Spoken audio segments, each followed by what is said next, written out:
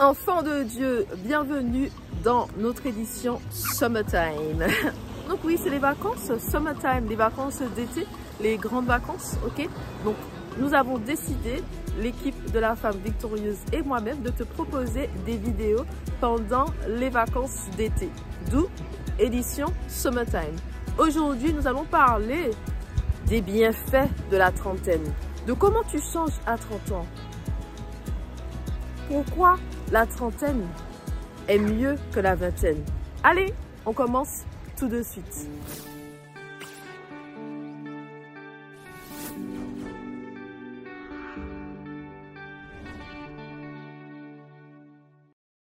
Alors, pourquoi la trentaine c'est mieux que la vingtaine? Tout simplement parce que tu te connais déjà mieux. Ok, il y a vraiment la connaissance de soi parce qu'à 20 ans, tu ne te connais pas et puis tu n'as pas eu assez d'expérience pour savoir qui tu es vraiment et puis comment tu réagis dans certaines circonstances. Et justement, le fait d'avoir différentes expériences te permet de faire des ajustements et de te dire que tiens, il y a un problème avec moi par rapport à ça, il faut que je change, il faut que je m'améliore, tu comprends?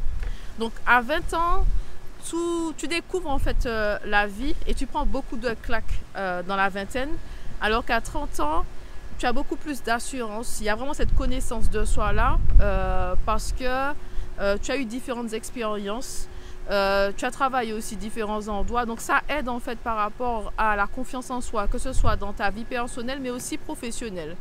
Parce que par exemple, il y a des choses que j'acceptais dans mon travail quand j'avais 20 ans, dans la trentaine, c'est pas la même chose parce que j'ai beaucoup plus d'expérience, tu comprends? Et puis il y a aussi, dans la vingtaine, autre chose aussi, on est beaucoup plus expérimenté au niveau professionnel parce que il y a les années d'expérience. Donc quand tu commences un travail, tu as beaucoup plus confiance en toi que dans la vingtaine. Dans la vingtaine, tu ne sais pas exactement ce que tu fais, tu as besoin de plus de guidance, de quelqu'un qui vraiment t'apprend le métier, tu comprends? Et il y a aussi toutes ces choses, par exemple, moi j'ai étudié, tu vois, quand tu étudies, c'est un peu stressant parce que tu ne sais pas si tu vas y arriver, tu dois valider chacune de tes années pour passer à la prochaine année. Et puis, il y a aussi ça, c'est une fois que tu as eu tes diplômes et tout, tu te poses des questions sur le travail. Est-ce que tu as trouvé le travail qu'il te faut, le travail qui te convient? Donc, c'est autre chose, c'est très stressant. Et une fois que tu as trouvé le travail, des fois, tu déchantes en fait, hein, parce que tu te rends compte que la vie du travail, c'est pas ce qu'on t'avait dit. Et tu te rends compte aussi que tout ce que tu as appris pendant, je sais pas, 5 années à l'université, tout ne te sert pas dans ton travail et qu'il y a de nouvelles compétences à apprendre. Il y a aussi parfois le salaire, hein, ton salaire en tant que junior, que personne qui débute. Des fois, tu peux agréablement être surpris ou surprise ou encore déchanté et de voir qu'on te paye si peu pour tout ça d'effort, tu vois? Donc, et justement dans la trentaine, comme tu as déjà de l'expérience, tu sais en fait, tu connais tes points forts et tes points faibles. Donc c'est plus facile par exemple même au travail comment dire ça? De te valoriser, tu comprends? Parce que quand on me posait la question, quels sont tes points forts et tes points faibles? Quand j'étais dans la vingtaine, c'était un peu compliqué de dire ça, vraiment de répondre, de se dire vraiment quels sont mes points forts et quels sont mes points faibles. Quand ils te disent de te parler de tes expériences, tu n'as pas assez d'expérience pour pouvoir articuler en fait hein, ce que tu fais clairement, tu comprends? Tu ne connais pas tout dans ton métier. Et dans la trentaine, il y a beaucoup plus d'assurance parce que avec le temps, tu deviens un expert ou une experte dans ton domaine.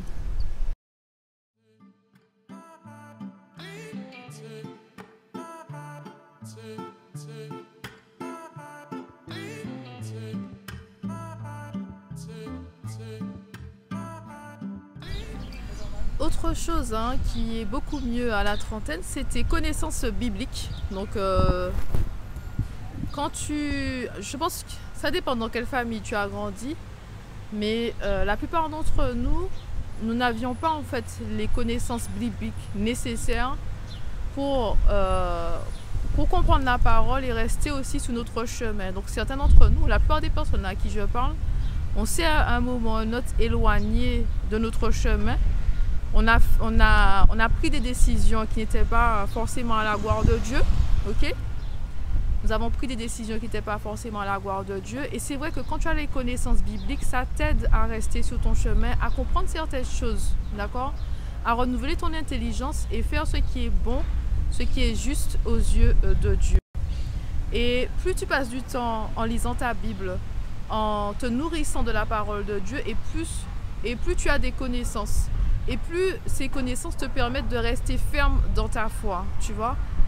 Là où ma foi était beaucoup plus faible dans ma vingtaine, ma foi est beaucoup plus forte dans ma trentaine par rapport à mes expériences, mais aussi par rapport aux connaissances que j'ai acquises durant ces dernières années. Donc même avec le Seigneur, dans notre cheminement avec Dieu, je trouve que le passage du temps, c'est bénéfique. Je suis beaucoup plus ferme dans ma foi, je suis beaucoup plus, comment dire ça, que tes oui soient oui, que tes non soient non. Beaucoup plus ferme, je parle avec tendresse, amour et fermeté, et je me justifie moins, voilà, ou pas, c'est tout. Justifie moins ou pas du tout, parce que j'ai appris qu'il y a un moment pour parler, il y a un moment pour se taire. Et des fois, certaines personnes, il faut juste laisser la personne parler et ne pas répondre parce que ça sert à rien, tu vois. Et ça, tu le fais avec le temps, avec les connaissances bibliques. Quand tu sais qu'est-ce que Dieu t'appelle à faire dans ta vie, quand tu connais la parole, tu vois, c'est plus facile de se positionner dans ce monde, même si c'est pas facile tous les jours. Je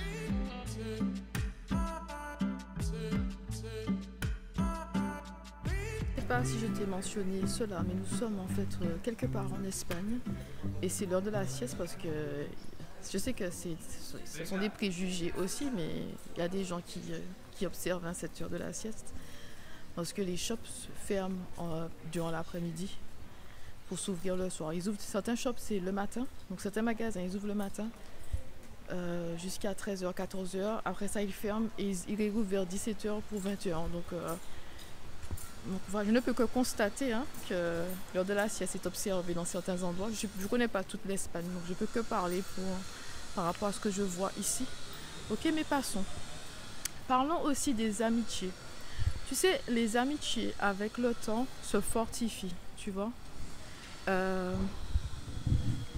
Les amitiés se fortifient, mais aussi le tri se fait naturellement. Parce qu'il y a des personnes nous sommes allés au lycée ensemble, nous sommes allés à l'université ensemble, et nous avions des points communs à ce moment-là. Mais après, tu changes, tu évolues, tu deviens de plus en plus mature et tout. Il y a des personnes qui n'ont plus leur place dans ta vie.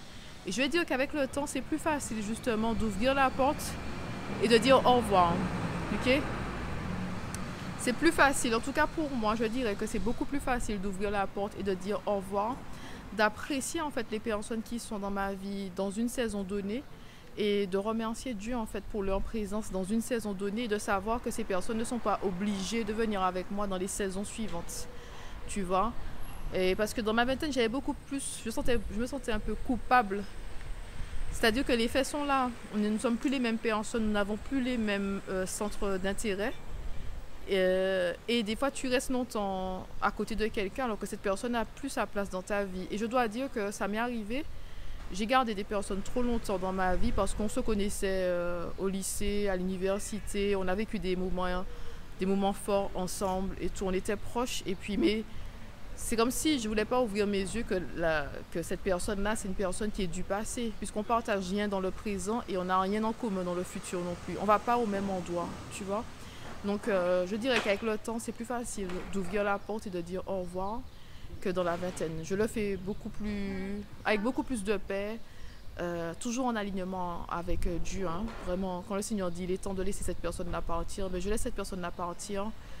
Et je remercie Dieu pour sa présence, pour les moments que nous avons partagés à un certain moment de ma vie, mais j'ouvre la porte quand même pour dire au revoir. Je ne garde pas des personnes dans ma vie alors qu'elles n'ont plus leur place dans ma vie, tu comprends?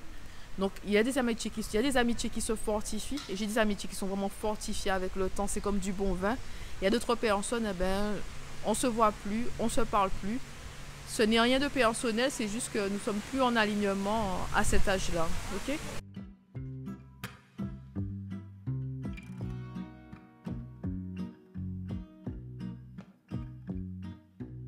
Donc, comme je te le disais, nous sommes en Espagne en ce moment même. Je ne sais pas pendant combien de temps je vais rester ici, mais passons.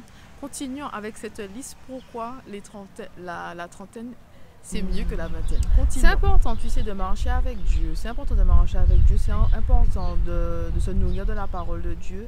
C'est important de rester sur son chemin avec le Seigneur. Parce que à partir en fait de mes 18 ans, euh, à partir de l'âge de 18 ans, je marchais déjà sur mon chemin, sans le savoir, hein, parce que des fois le Seigneur guide tes pas sans que tu le saches. Tu as l'impression que tu fais des choses par en toi-même, alors que c'est Dieu qui met des choses dans ton cœur. Je ne veux pas dire que je n'ai pas... J'ai fait des erreurs, hein, j'ai fait des erreurs dans ma vie, et tout, j'ai fait des erreurs. Mais il y avait toujours cette envie de faire plaisir à Dieu et de faire les choses selon le Seigneur. Mais par manque de connaissances, tu péris. C'est écrit dans Osée 4:6, mon peuple périt par manque de connaissances. Et ce que je veux te dire aujourd'hui, c'est que justement, quand tu marches avec Dieu, le Seigneur te change dans toutes les saisons de ta vie. Donc tu produis du bon fruit dans chaque saison de ta vie. Et plus le temps passe et plus, je sais pas comment te dire ça, mais plus le temps passe et plus tu deviens la femme ou l'homme que Dieu t'appelle à être. C'est comme si, je ne sais pas, il y a quelque chose en toi, que Dieu a mis en toi qui ressort. Tu vois. Euh, Par exemple, si on parle par exemple de beauté, il y a la beauté physique, mais il y a la beauté intérieure aussi. Et pour moi, en fait, hein, ma beauté intérieure surpasse ma beauté extérieure. Tu comprends? Euh, je sais pas, quand le Seigneur te transforme, il te montre en fait quelle belle personne tu es. Il te montre en fait hein, la beauté de sa création. Tu es la création de Dieu, tu es sa créature. Il te montre en fait euh, ta beauté à travers ses yeux, ta beauté selon lui, selon le Créateur, pas selon le monde en fait. Tu vois ce que je veux te dire? Et puis aussi, comme le Seigneur te transforme, il renouvelle ton intelligence, il guide chacun de tes pas, donc tu as beaucoup plus de connaissances. Tu es un homme ou une femme cultivé. Tu peux parfois parler une ou plusieurs langues, tu vois. Ça dépend bien sûr de ton destin. Dieu n'appelle pas tout le monde à faire ci, à voyager tout le temps, euh, à, je sais pas, à être millionnaire, milliardaire. Dieu n'appelle pas tout le monde à certains niveaux, hein.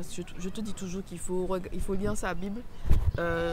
David, Joseph, Jésus, Esther, Naomi, Ruth n'avaient pas le même destin. Il y a des femmes qui sont appelées à être des reines, d'autres femmes qui sont appelées à d'autres postes, à être des épouses de pasteurs, d'autres femmes qui sont appelées peut-être à briller dans l'entreprise, à briller en tant qu'employé, tu vois. Le plus important, c'est toujours de faire la volonté de Dieu. De ne pas se comparer aux autres et de rester sur son chemin. Mais quand tu fais ça, justement, tu ne te compares pas aux autres et que tu restes sur le chemin que Dieu a pour toi, le Seigneur te transforme, tu vois. Tu vois vraiment la beauté que Dieu a mis en toi, tu vois. C'est dans ce sens-là que je te dis que ta beauté intérieure surpasse ta beauté extérieure parce que Dieu t'ouvre les yeux sur la créature en fait qu'il a créée, toi. Il t'ouvre les yeux, c'est-à-dire que il va te rendre humble parce que Dieu m'a rendu humble, hein. Dieu m'a rendu humble, vraiment, par les difficultés, les mauvaises expériences. Il m'a rendu humble. Donc c'est comme si tu descends, et quand tu descends, le Seigneur t'élève, tu vois, il t'élève. Lui-même, il va t'élever, tu vois. Il va te montrer qui tu es, ton identité, identité en Christ, pourquoi il t'a créé. Et quand c'est comme ça, tu restes sur ton chemin. Donc tu restes sur ton chemin et ça produit du bon fruit. Tu es un autre homme, tu es une autre femme. Donc c'est ce qui est beau. C'est que tu arrives à apprécier la personne que tu es à travers en fait les yeux de Dieu. Dans un des lives, il y a une personne qui me disait que si tu parles comme une personne hein, qui est beaucoup plus âgée que ça, mais je lui ai dit que c'est la marche par la foi et non par la vue. Que j'ai fait tellement de choses dans ma vie avec Dieu, que j'ai beaucoup d'expérience en fait, alors que j'ai que 36 ans. J'ai oui, bien sûr, j'ai dit j'ai que. Je suis jeune là. Hein. Non mais tu as compris en fait, tu as compris. Donc c'est les expériences avec Dieu, c'est la marche par la foi, c'est ma vie est quand même atypique, c'est pas la vie de monsieur, madame, tout le monde. Donc cette vie-là que Dieu a choisie pour moi, c'est pas la vie du plus c'est pas la vie du plus grand nombre. Et je dis ça avec beaucoup d'humilité parce que ça vient avec un poids. Donc voilà. Donc je pense que c'est tout, hein, enfant. Je pense que c'est tout, enfant de Dieu. Hein. Donc j'aime beaucoup cette vie dans laquelle je suis. Donc je ne sais pas quand tu verras cette vidéo, je serai toujours là. Mais en tout cas, c'est une belle ville. L'Espagne, c'est un beau pays. Ok, c'est pas la première fois que je viens en Espagne, c'est un très très beau pays. Et si tu as l'occasion hein, de venir en Espagne, hein, vraiment, n'hésite pas. N'hésite pas, viens visiter l'Espagne. Je connais pas tous les endroits d'Espagne, hein, je te dis ça. Mais à chaque fois que je suis partie en Espagne, j'ai toujours aimé. Donc voilà, voilà.